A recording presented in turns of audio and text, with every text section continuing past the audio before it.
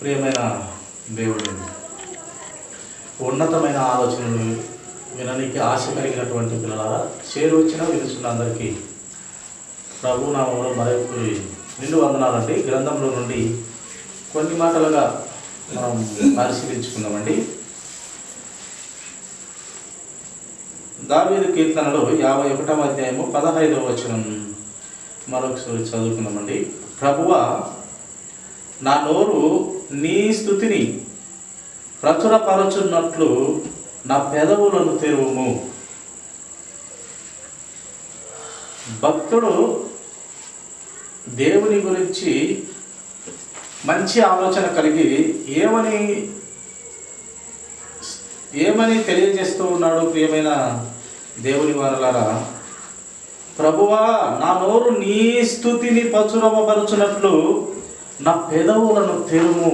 నీ నీతిని ప్రకటించాలి, ప్రచురించాలి ప్రభువా. నా పెదవులకు తెరిచే ఆ యొక్క ధన్యత, నీ మాట పలకగలిగే ఆ ధన్యత, నిన్ను స్తుతించగలిగే ఆ ధన్యత నాకు ఇవ్వు అని భక్తుడు విశదపరిచి ఇక్కడ పరిశుద్ధాత్మను పొందుకొని వ్రాయించిన మాట మనం చూస్తూ ఉన్నాం. ప్రియమైన దేవుని జనాంగమా, దేవుని ఆలోచనలో ఉన్నటువంటి పిల్లలారా, ఈ యొక్క శరీరంలో మనకు అనేక పార్ట్స్ లేక అవయవములు, అవి బయటికి కనిపించేవి కానివ్వండి, లోపల ఉన్నటువంటి అవయవములే కానివ్వండి, ఈ శరీరాన్ని ఇచ్చిన, ఈ శరీరానికి ఆత్మను పెట్టి జీవింపజేయటకు ఆత్మను పెట్టి, శరీరాన్ని ఇచ్చి ఆయన పొలికిచ్చి, ఆయన హృదయం నుండి శ్వాసనిచ్చి, ఎంత ప్రేమ చూపించి ఈ జన్మ ఇస్తున్నందుకు మనం ఈ శరీరంతో జరిగించవలసినటువంటి పనులు చాలా ఉన్నాయని దేవుడు మనకు లేఖనాల ద్వారానే మనకు బయలుపరుస్తూ ఉన్నాడు. ఈ యొక్క తల కానివ్వండి, మన నోరు కానివ్వండి, చెవులు కానివ్వండి, ముఖ్యంగా తల, కళ్ళు, చెవులు, నోరు, చేతులు, కాళ్ళు, ఇలాగా లోపల మన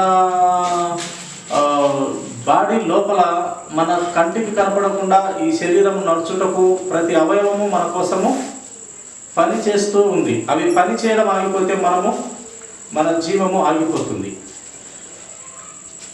కనుక ఇవన్నీ మనకు ప్రసాదించిన దేవుణ్ణి, ఇవన్నీ మనకు అనుగ్రహించిన దేవుణ్ణి జ్ఞాపకం చేసుకునుట, ఏవైతే మనకు అవయవాలుగా ఇచ్చినాడో దేవుడు, ఆ అవయవాలతో దేవుణ్ణి ఘనపరచాలి, మహిమపరచాలి, స్తుతించాలి, ఆరాధించాలి, పూజించాలి, కొనియాడాలి. ఆయన జ్ఞానం అంతటిని పరిపూర్ణంగా తెలుసుకోవాలి అని బైబిల్ గ్రంథంలో చాలా లేఖనాల్లో దేవుడు వ్రాయించినాడు.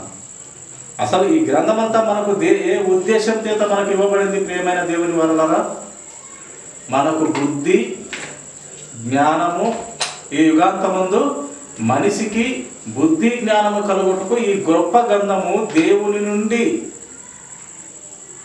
దేవుని ఆలోచన నుండి బయలుదేరినటువంటి గ్రంథము. ప్రియమైన దేవుని వలన ఈ బైబిల్ గ్రంథం మనిషి బాగు కోసం ఇవ్వబడినటువంటి గ్రంథము. మనిషిని ఎంతో ప్రేమించి ఇచ్చినటువంటి గ్రంథము.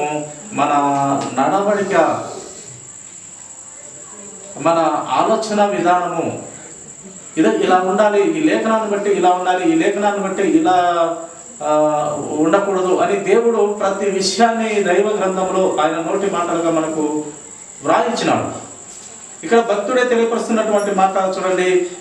ప్రభువా, నా నోరు నీ స్తుతిని ప్రచురపరచున్నట్లు. ప్రభువా, నా నోరు వచ్చేసి ప్రభువా నీ స్తుతిని పరలోక రాజ్యంలో కోటాను కోట్ల దేవదూతలు, 24 పెద్దలు, చెరువులు, కెరాబులు,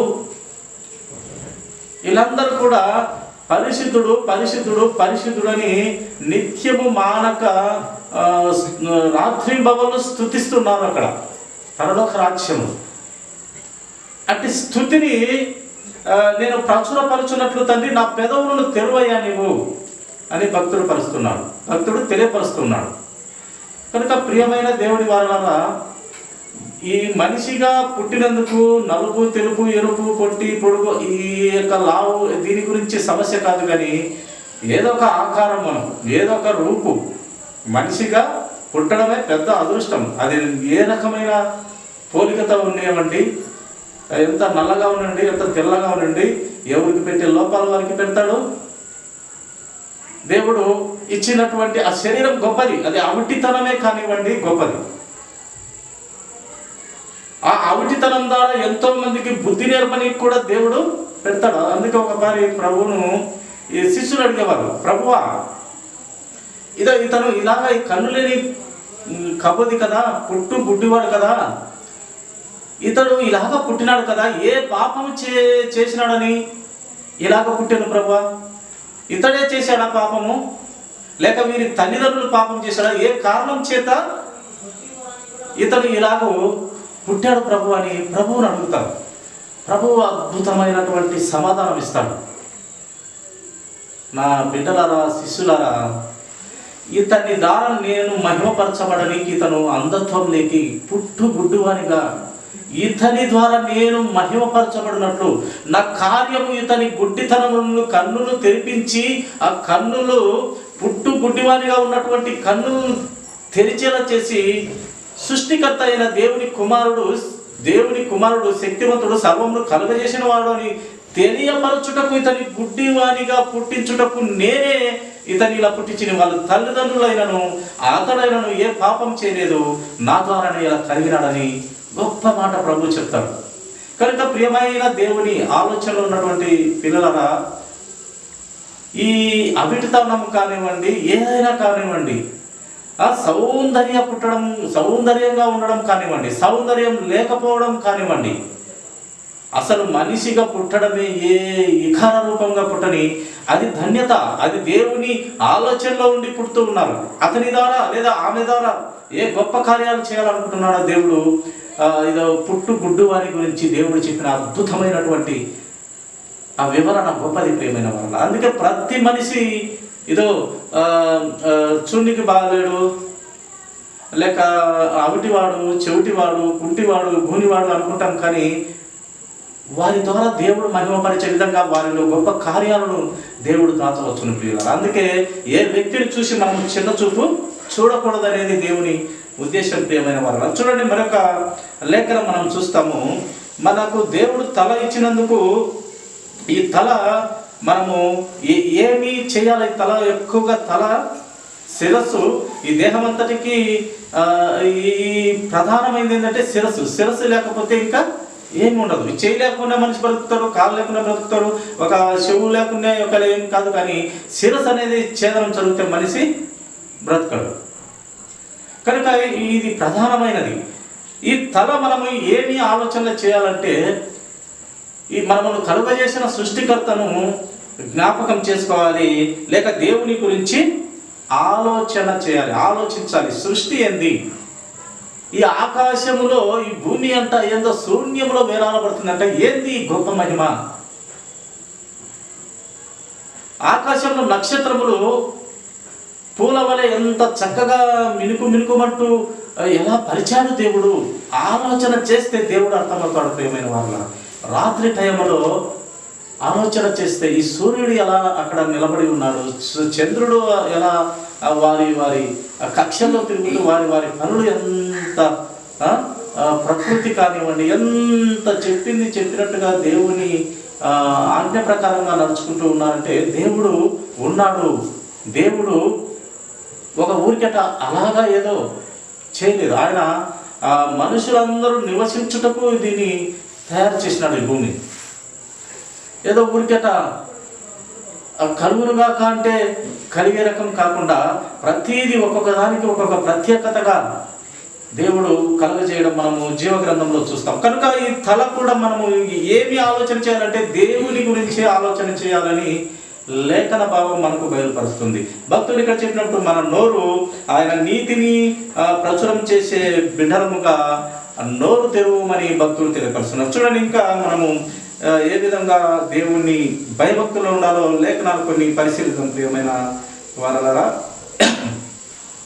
కీర్తనల గ్రంథము 145వ అధ్యాయము మాట మనం పరిశీలిద్దామండి. 21వ వచనం. కీర్తనల గ్రంథము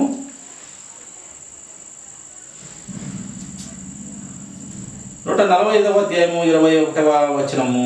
శరీరులందరూ ఆయన పరిశుద్ధ నామమును నిత్యము సన్నుతించుదురుగాక. శరీరులందరూ అంట ఆయన పరిశుద్ధ నామమును నిత్యము సన్నుతించుదురుగాక. ప్రతి శరీరము చూడండి, పొద్దున్నే పిచ్చుకలు వాటి అద్భుతమైన ఆ యొక్క కూతల ద్వారా, ఆ పలుకుల ద్వారా చీకట్లోనే తెల్లవారుతుండగా చక్కగా అవి భలే అన్ని ఒక్కపారి అరుచుతూ ఉంటాయి, దేవుని స్తుతిస్తూ ఉంటాయని భక్తులు పెద్దలు చెప్తూ ఉన్నారు. ప్రియమైన వారలారా, శరీరాలందరూ ఆయన పరిశుద్ధ నామమును నిత్యము సన్నుతించు ఇక్కడ తెలియపరిచినాడు. ఈ యొక్క నాలుక, ఈ పెదవులు, ఈ మాట దేవుని కోసం వాడబడాలి, ఇచ్చిన దేవుని కోసం వాడబడాలని లేఖనము బయలుపరుస్తూ ఉంది. ప్రియమైన దేవుని పిల్లలారా, ప్రతి శరీరము ఆయన పరిశుద్ధ నామమును నిత్యము నిత్యము నిత్యము స్తుతించాలి, మహిమపరచాలి, గణపరచాలని లేఖనాలు మనకు బయలుపరుస్తున్నాయి. ప్రియమైన దేవుని వారలారా, చూడండి మరొక లేఖనం మనము చూస్తాము. సామెతల గ్రంథము 8వ అధ్యాయము, సామెతల గ్రంథము 8వ అధ్యాయము 7వ వచనం కూడా మనం చదువుకుందామండి. నా నోరు సత్యమైన మాటలు పలుకును, దుష్టత్వము నా పెదవులకు అసహ్యము. భక్తుడు చూడండి ఎలా మనకు బయలుపరుస్తున్నాడు. నా నోరు సత్యమైన మాటలు పలకాలి, పలుకును, దుష్టత్వము నా పెదవులకు అసహ్యము. దుష్టత్వము దేవునికి కూడా అసహ్యము, గర్వము ఆయనకు అసహ్యము. గర్విష్ఠులను ఆయన త్రొక్కివేస్తాడు. అలాగే దేవుడు నీతిమంతులను కావచ్చు, వినయస్తులను కావచ్చు, దేవుడు వారిని హెచ్చిస్తాడు. గర్విష్ఠులను అనగతొక్కుతాడు, వినయస్తులను దేవుడు హెచ్చిస్తాడు. ఎవడైతే తనను తాను తగ్గించుకుంటాడో వారిని హెచ్చిస్తాడు, తనను తాను హెచ్చింపజేసుకుంటాడో వారిని తక్కువ చేస్తాడు. ఓడలు బండ్లు అవుతాయి, బండ్లు ఓడలు అవుతాయి. కనుక ప్రియమైన దేవుని వారలారా, మన నోరు సత్యమైన మాటలు పలకాలి, దుష్టత్వము నా పెదవులకు అసహ్యమని భక్తుడు పరిశుద్ధాత్మ పొందుకొని వ్రాయిస్తున్నటువంటి మాటలు మనం వింటాం. ప్రియమైన దేవుని వారలారా, చూడండి. అలాగే ఇంకా 81వ కీర్తన 81వ అధ్యాయము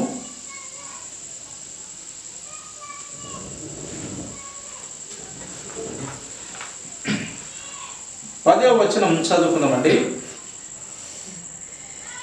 ఐగుప్తుల దేశంలో నుండి నిన్ను రప్పించిన నీ దేవుడు నాకు యెహోవాను నేనే. నీ నోరు బాగుగా తెరువుము, నేను దానిని నింపెదను. ఐగుప్తుల నుండి ఆ యొక్క బంధకాల నుండి, ఆ యొక్క ఐగుప్తుల రాజు నుండి విడిపించిన దేవుడు, మీ దేవుడను నేనే. మిమ్మల్ని అక్కడి నుండి విడిపించి రప్పించిన దేవుడు నాకు యెహోవాను నేనే కదా అని ఏం చెప్తున్నాడు దేవుడు? నీ నోరు బాగుగా తెరువుము, నేను దాన్ని నింపెదను. నోరు బాగుగా తెరవాలి. ఒక్కొక్కసారి కుటుంబంలో పెద్ద లేక ఆ కుటుంబంలో ఉన్నటువంటి పెద్ద ఏదన్నా పొరపాట్లు పిల్లల నుండి కానివ్వండి, భార్య నుండి కానివ్వండి, ఒక ఏదన్నా వినకూడనిది లేక చూడకూడనిది లేక అతి చేసినప్పుడు ఒక్కొక్కసారి నోరు పారేసుకుంటాం. ఏ దాన్ని బట్టి ఆ నోరు పారేసుకోవాల్సింది. ఇప్పుడు దేవుడికి ఎన్నో మాటలు కోపపడి దేవుడు చాలా మందిని చంపేసినాడు. అసలు ఒక కుటుంబాన్ని రక్షించి అందరినీ చంపేసినాడు. ఎందుకు అంత కఠినత్వం అంటే, మీరు మారనటువంటి ప్రజలు, ఎంత చెప్పినా విననటువంటి ప్రజలు, వ్యర్థము కనుక దేవుడికి కోపం వచ్చే చంపేస్తాడు డైరెక్ట్గా. ఎన్నిసార్లు ఆయన హృదయంలో నొచ్చుకున్నాడు. ఓపారి వానల ద్వారా, వర్షము ద్వారా చంపేసినాడు. ఓపారి దహించు అగ్ని వర్షం కురిపించి చంపేసినాడు, వాన కురిపించి చంపేసినాడు. ఎందుకంటే చెప్పిన మాట విననటువంటి, లోబడినటువంటి జనాన్ని విపరీతమైనటువంటి కోపంతో దేవుడు శిక్ష వేసినట్టుగా మనం చూస్తాం లేఖన భాగాలు. నేను కూడా విపరీతంగా ఇంట్లో తిడుతూ ఉంటాను. సరే, ఈ లేఖనాన్ని బట్టి తిట్టకూడదు, ఏంది ప్రభు అని అనుకున్నప్పుడు ఒక గొప్ప సేవకుడు ఒక మాట అంటే దాని నుండి బయటపడగలిగిన. ఆయన సేవకుడు ఒక సభలో మాట్లాడుతూ ఉన్నాడు. గొప్ప సేవకుడు, దేవుని ఆశీర్వాదం పొందుకొని వాడబడుతున్న గొప్ప సేవకుడు మాట్లాడుతూ వాక్యం చెప్తూ ఇది ఈ యొక్క తిట్టడము లేక కోపపడడం గురించి చెప్తూ ఆయన చెప్తూ ఉన్నాడు, కోపపడకూడదు, తిట్టకూడదని. కానీ నా ఇంట్లో తప్ప నేను ఎక్కడ కోపపడనంటే నేను అమ్మయ్య ఇదేదో బాగుంది అనిపించింది. నేను కూడా తింటూ ఉంటా, పిల్లల్ని అరుచు ఉంటా, తప్పు కనిపించే ఇంకా ఆగలేని పరిస్థితి, 2 మాటలు తిట్టని పరిస్థితి. నిజంగా ఆ సేవకుడు చెప్పిన మాటలని ఎవరైనా ఇంట్లో తిడతావు, బయట తిట్టవు, ఏంది ఇది అంటే గద్దింపు, తన వారిని రక్షించుకోవాలనే ఆ తపన, ఆ తాపరత వాళ్ళ కోసమే అది అని ఆయన చెప్పడం నేను విన్నాను.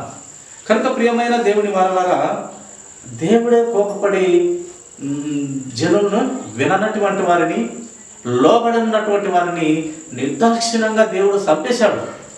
విననటువంటి జనం చంపినా ఒకటే, వాని బ్రతుకు అని ఏమంటాము జీవితము లేక అతని బ్రతుకంతా దేవుడు చూసినప్పుడు ఈయన బ్రతుకులో మార్పు ఉండదు, ఈయన బ్రతుకులో మార్పు ఉండదు, ఈ జీవితం అంతా చూసిన మార్పు ఉండదు, మారడము ఉండదు, లోపడడం ఉండదు. ఎందుకు ఇంకా అనేది దేవుడు ఆడికి స్టాప్ చేసేస్తాడు. కనుక దేవుని వాక్యం కూడా ఒక గొప్ప మాట తెలియపరిచింది. ప్రియమైన దేవుని వారలారా, ఏమని తెలియపరిచిందంటే, ఎన్నిసార్లు గద్దించినా విననటువంటి వాడు ఏమవుతాడట? లేఖనని చెప్తుంది, ఎన్నిసార్లు గద్దించినా విననటువంటి వాడు హఠాత్తుగా మరణమవును. హఠాత్తుగా. లేఖనము శక్తివంతమైనది. దేవుడు కోపించో కాదు చెప్పేది, వాడి బుద్ధులు చూసి లేదా ఆమె బుద్ధులు చూసి ఒక దినము ఇంకా శాశ్వతంగా నిద్రపుస్తాడు. కనుక ప్రియమైన దేవుని ఆలోచన ఎరిగినటువంటి పిల్లలారా, దేవుని ఇచ్చిన ఈ శరీరమును దేవుని కోసం వాడాలి, దేవుని పని కోసం వాడాలి. మనుషులమే, బలహీనులమే, బుద్ధిహీనులమే, నీతిమంతులు లేడు, ఒక్కడు లేడు, నేను దృష్టించి చూస్తే అసలే లేరు, నువ్వు ఎంత నీతిగా బ్రతికినా మురికి గుడ్డలుగా నీ బ్రతుకు ఉంటుందని చెప్పిన దేవుడు మాటలు మనం గుర్తు చేసుకుని మనం బలహీనులమే, బుద్ధిహీనులమే. కానీ వాక్యంతో సరిచేయబడాలి, దేవుని ఆత్మను పొందుకొని పరిశుద్ధతపై ముందుకెళ్ళాలి. కానీ పరిశుద్ధత అప్పుడప్పుడు తప్పుతూ ఉంటాము. ఎవడు లేడు నీతిమంతుడు, కానీ వాక్యముతో సరిచేయబడాలి అనేది దేవుని ప్రణాళిక. ప్రియమైన దేవుని వారలా, కనుక ప్రియమైన దేవుని వారలా, నీ నోరు బాగా తెరువుము, దాన్ని నేను నింపేదను. చూడండి, ఒక్కొక్కరి ఒక పాట పాడాలనే ఆశ ఉంటుంది ఒకరికి, కానీ అక్కడికి పోయి నిలబడి పాడగలిగే ధైర్యం ఉండదు.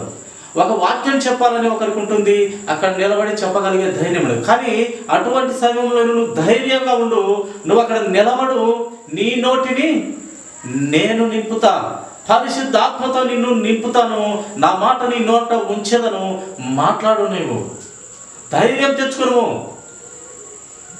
నీకు తోడుగా నేనున్నానని వెనుతట్టి నిలబెట్టే దేవుడు మనకు పరమందున్న మన ప్రభువు యేసుక్రీస్తు ప్రభు వారు లేక కుమారుడు లేక మన తండ్రి దేవుడు మనకు ఉన్నాడు. ప్రియమైన పరిశుద్ధాత్మ దేవుడు మనకు ఉన్నారు. కనుక మన వాళ్ళను ఆశ కలిగి దేవుని మీద ఆశ కలిగి బ్రతకాలి. కానీ వాళ్ళు ఎప్పుడు నీ ఆశను తృప్తిపరిచేవారుగానే ఉన్నారు. నీ ఆశను తగ్గింపచేసే ఉద్దేశము మన త్రిత్వమైన దేవునిలో లేదు. నీ ఆశను ఇంకా పెంచి నిన్ను ప్రభు పనిలో పెంచుకోనికే దేవుడు ఆశ కలిగి ఉన్నాడు. ప్రియమైన వారి ద్వారా చూడండి, మరొక లేఖనం మనం పరిశీలిద్దాము. ఇంకా మనము మన అవయవాలలో ఏమేమిగా ఎలా ఉండాలనేది మనకు భక్తులు రాయించినారు పరిశుద్ధాత్మను పొందుకొని. కీర్తన గ్రంథము 66వ అధ్యాయము, కీర్తన 66 8వ వచనం. జనములారా మా దేవుని సన్నుతించుడి, గొప్ప స్వరముతో ఆయన కీర్తి వినిపించుడి. జనములారా మన దేవుని సన్నుతించుడి, స్తుతించుడి, ఆరాధించుడి, పూజించుడి, కొనియాడుడి, గొప్ప స్వరముతో ఆయన కీర్తి వినిపించండి. ఏంది ఆయన కీర్తి? ఏంది ఆయన మహిమ? ఏంది ఆయన ఘనత? అంటే ఆయన కీర్తులు కానీ, ఘనతలు కానీ, అద్భుత కార్యాలు కానీ, సూచక క్రియలే కానీ, ఆయన ఉన్నతమైన కోటాను కోట్ల మంచి లక్షణములు మనం ఈ భూమి మీద పేపర్ల మీద ఎక్కడైనా రాసుకున్నట్లయితే ఈ భూమి సరిపోదు అని లేఖనము వ్రాయబడి. ఈ భూమి అంతా కూడా ఆయన ఉన్నతమైన లక్షణాలు రాస్తే ఈ భూమి సరిపోదు, ఆకాశం కూడా సరిపోదు. అన్ని మంచి లక్షణాలు మన ప్రభువులో మనం చూస్తాం. ఒక్కటి కూడా నెగటివ్లో లేవు ఆయనలో, ఒక్కటి కూడా ఆయనలో తప్పు పట్టేదానికి లేదు.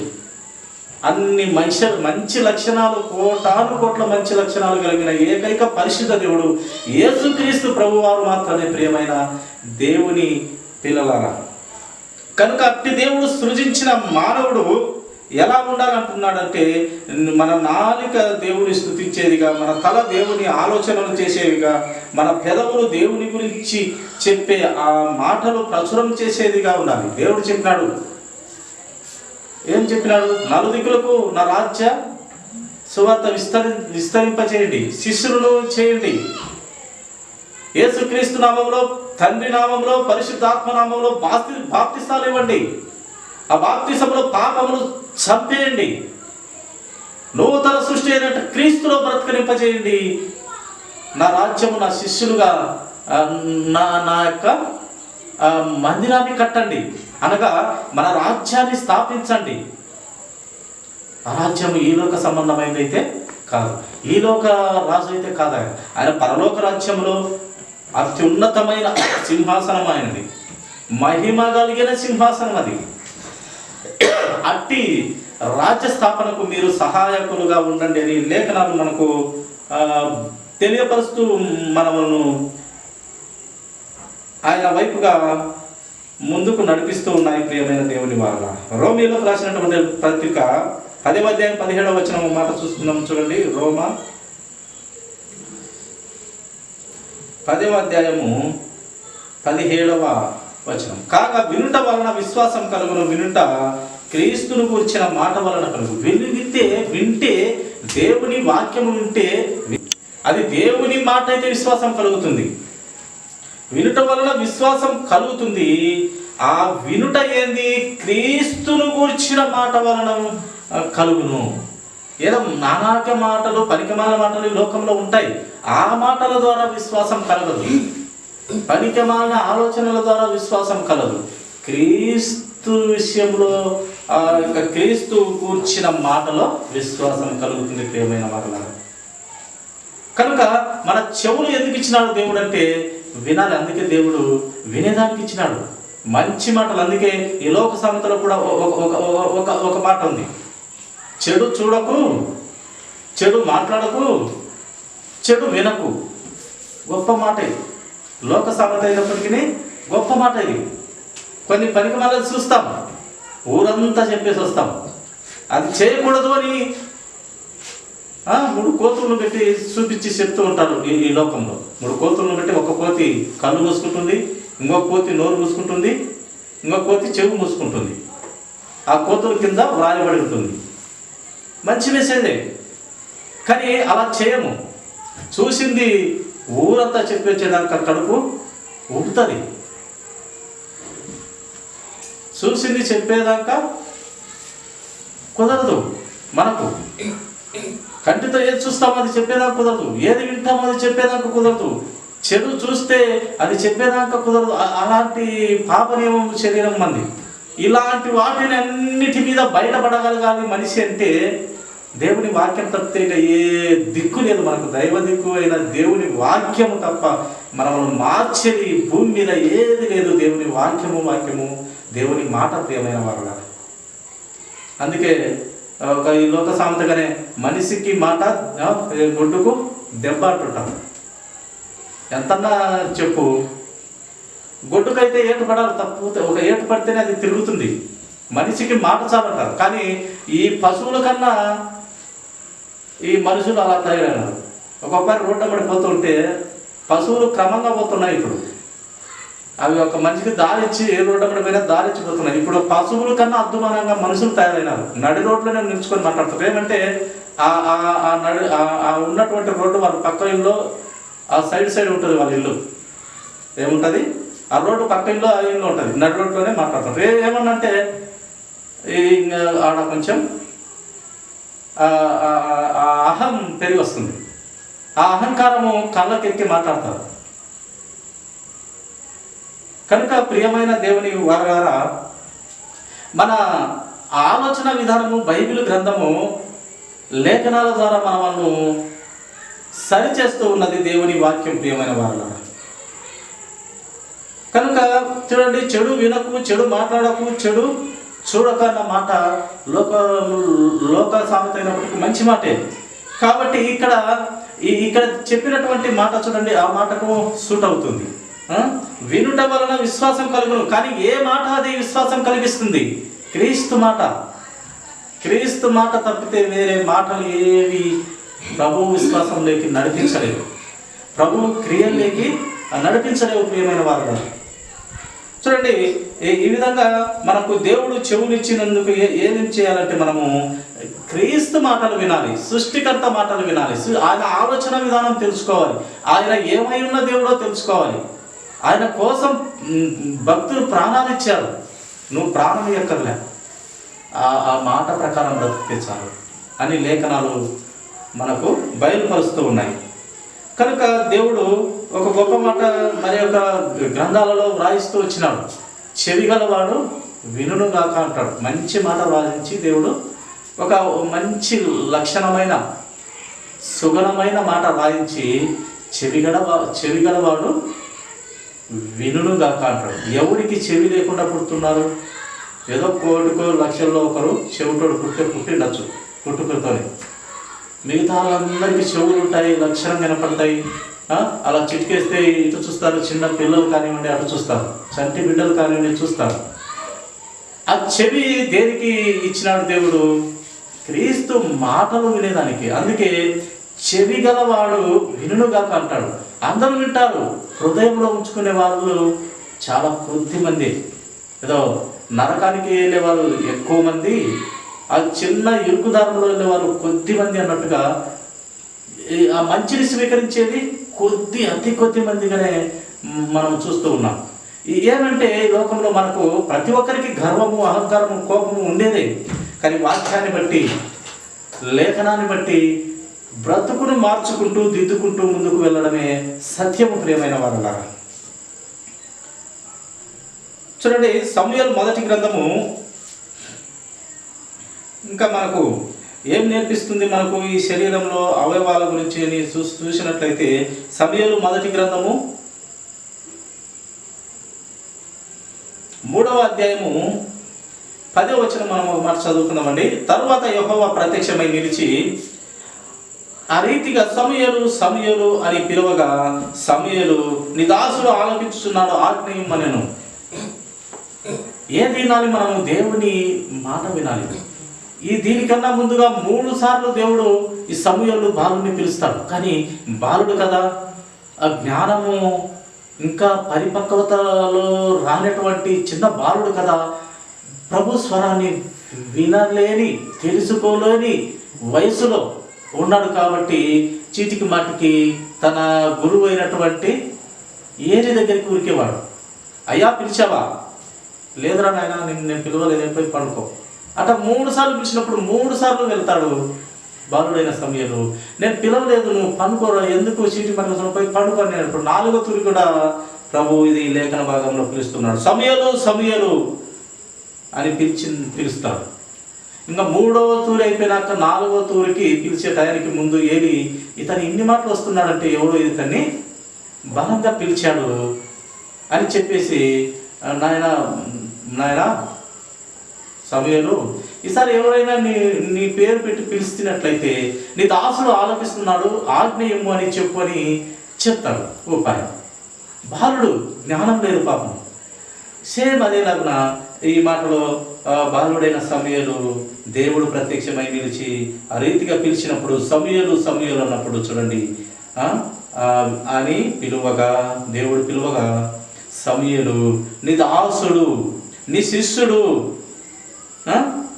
నీ స్నేహితుడు, మనం ఎన్నైనా మంచి మాటలు ఇక్కడ పెట్టుకోవచ్చును, నీ దాసుడు ఆలకించుచున్నాడు, ఆజ్ఞ ఇమ్ము, నీవు ఒక మాట నాకు చెప్పు, నువ్వు చెప్పాలనుకునేది నాకు చెప్పయ్యా, వింటాను అంటున్నాడు. ఇది ఇది ఇందుకు మనకు చెవులు ఇచ్చింది. చెవిటిని వానిగా పుట్టనీయకుండా మనకు చెవులు ఇచ్చింది దేనికి? దేవుని మాటలు వినేదానికి. దేవుని మాటలు విని ఆ మాటల ప్రకారము ఈ లోకంలో ఈ ఇచ్చిన ఎన్ని సంవత్సరాలు మనకు దేవుడు అనుగ్రహించున్నాడో అన్ని సంవత్సరాలు దేవుని కోసం బ్రతకనీకి. ఆయన కోసం బ్రతికితే నీకు అక్కరలన్నీ ఆయన ఎరిగినవాడు. నీ అక్కరలు నాకు తెలుసు, నాకేం కనపడలేదు, నాకేం వినపడలేదు. నీ అక్కర ప్రతి అక్కర నాకు తెలుసు. కానీ నీవు చేసే పని నీవు చేసినట్లయితే నేను దీవించే ఆశీర్వదించే పనులు నేను చేస్తామని మనకు ప్రభు చెప్తాడు. కనుక ఈ చెవులతో మనము దేవుని మాటలు విని విన్నదాని ప్రకారం నడుచుకునే బిడ్డలుగా ఉండాలని మనకు చెవులు ఇచ్చినాడు. పాములకు మామూలుగా సౌండ్ వినపడదంట, చెవులు ఉండవు, వినపడవు. కానీ అవి చాలా వివేకంగా నడుచుకుంటాయి. మనిషికి అన్నీ ఉన్నాయి, కానీ ఆ వివేకత మనకు లేకుండా పోతుంది. ప్రియమైన వాళ్ళ చూడండి, చివరిగా ప్రకటన గ్రంథము 3వ అధ్యాయము 20వ వచనం మాట మనం పరిశీలిద్దాము. ప్రకటన గ్రంథము 3వ అధ్యాయము 20వ వచనం చూసుకుందామండి. ఇదిగో నేను తలుపు వద్ద నిలుచుండి తట్టుచున్నాను, ఎవడైనను నా స్వరము విని తలుపు తీసిన ఎడల నేను అతని యొద్దకు వచ్చి అతనితో నేనును నాతో కూడా అతడును భోజనము చేయనుము. ఇది ప్రభు మనకు ఈ బైబిల్ గ్రంథమంతటి ద్వారా ఇస్తున్నటువంటి వాగ్దానం, ఇస్తున్నటువంటి ఆ వరము, ఇస్తున్నటువంటి ఆ రక్షణ, ఇస్తున్నటువంటి ఆ కృప, ఆ కనికరం, ఆ దయ, ఆ కరుణ, ఆ క్షమ. ఈ 3 మాటల్లో ఇవన్నీ మనకు కనబడతాయి. ప్రియమైన వారలా, లోకంలో ఎంతో ప్రేమించిన దేవుని ఆలోచన విధానము ఈ 3 మాటల్లో మనకు కనపడతాయి. తలుపునొద్ద నిలిచి తట్టుచున్నాను, ఎవడైనను నా స్వరము విని తలుపు తీస్తే నేను అతనితో ఉండుటకు వచ్చాను. ఎక్కడ ఆయన స్వరం అంటే ఆ దేవుని ఆలోచన విధానం చెప్తున్న ప్రతి సేవకుడు ఆయన దాసుడైనటువంటి స్వరాన్ని వినిపించి ఆయన మాటను వినిపించేవారే. నేను వినలేదయ్యా, నాకు చెప్పిన లేదయ్యా అంటే కుదరదు. ఆ రోజు తీర్పు తినను, ఆ రోజు కుదరదు. ఏదో పలానా టైంలో చక్కగా విన్నాము రాను నమ్మవా ఇది. కానీ చక్కగా ఆయనకు తెలియని నాలెడ్జ్ ఏముంది, ఆయనకు తెలియని టెక్నాలజీ ఏముంది. మనం ఎంత అభివృద్ధి అయినా ఆయన దగ్గర పాతది అంటది. దేవుని దగ్గర మన అభివృద్ధి అంతా చాలా పాతది. విమానాల్లో తిరిగినా ఆ దేవుని దగ్గరికి పోతే నేను విమానాల్లో తిరిగిన అంటే, ఒరే నాయన అది చాలా పాతగా నాయన, నీకు మిషన్ కావాలన్నా నాకు మిషన్ అక్కర్లేదు అంటాడు. నీవు ఒక మిషన్తో నువ్వు ఒకవేళ పైకి పోగలవేమో, నాకు మిషనే అక్కర్లేదు రా నాయన. ఎక్కడైనా నేను పంచభూతాల్లో ప్రతి వస్తువును వాడుకొని నేను ఎక్కడైనా తిరగలను, మేఘాలలో పోగలను. అది మిషన్లా కావాలి. అట్లా మన ఈ లోక అభివృద్ధి అంతా కూడా దేవునికి చాలా చాలా పాతది అని లేఖనం మనం చూస్తాం. దేవుని దృష్టిలో చాలా పాతది. ఎంత అభివృద్ధి, ఎంత టెక్నాలజీ, ఎంత శాస్త్రవేత్తలు, సైంటిస్టులు ఎంత ముందుకు వెళ్తున్నా దేవుని దృష్టిలో అది అభివృద్ధే కాదు, చాలా చిన్న అభివృద్ధి. కనుక ఆయన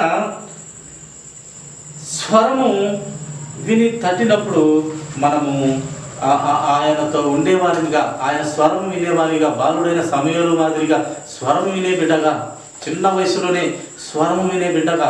ఎందుకంటే వాళ్ళ తల్లి అలా సాకింది, అలా పెంచింది. పాలు మరిచిన తక్షణమే తెచ్చి మందిరంలో వదిలిపెడితే అమ్మ అని ఆ అమ్మ బయట కొంగ పట్టుకొని ఏడ్చలే. పాలు విడిచిన తక్షణమే మోకాళ్ళుని మందిరంలో ప్రభువుకు మొక్కినని రాయబడింది. ఎంత చక్కనైన ఆమె పెంచగలిగింది ఆ బిడ్డని. మనం పెంచుతాం. వాడు నేను రోడ్డు నెంబర్ చూస్తుంటే ఒక పిల్లోడు ఉన్నాడు.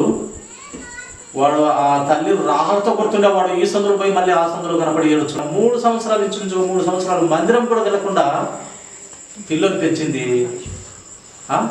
మందిరంకు రావాల్సిన అవసరం కూడా లేకుండా చూడండి, దేవుని భయభక్తులు ఆమె వినినటువంటి సంగతులతో, ఆమె దేవుని ఆలోచన విధానాన్ని వినిన సంగతులతోనే పెంచింది, అద్భుతంగా పెంచింది. ప్రభు పనిలో గొప్ప సేవకుని ఇచ్చింది, గొప్ప ప్రవక్తను ఇచ్చింది, గొప్ప దీర్ఘదర్శిని ఇచ్చింది, గొప్ప న్యాయాధిపతిని ఇచ్చింది. అలా పెంచింది ఆ తల్లి హన్న. కనుక ప్రియమైన దేవుని వల్ల మన శరీరంలో ప్రతి అవయవము దేవుని కోసం పనిచేయాలనేది ఈ లేఖన భాగాల్లోని సారాంశం. మనం కొన్ని మాటలుగా దేవుని గ్రంథంలోని చూసినాం. కొద్ది మాటలు దేవుడు దీవించిన కాక తలలోచినట్లయితే చిన్న ప్రార్థన.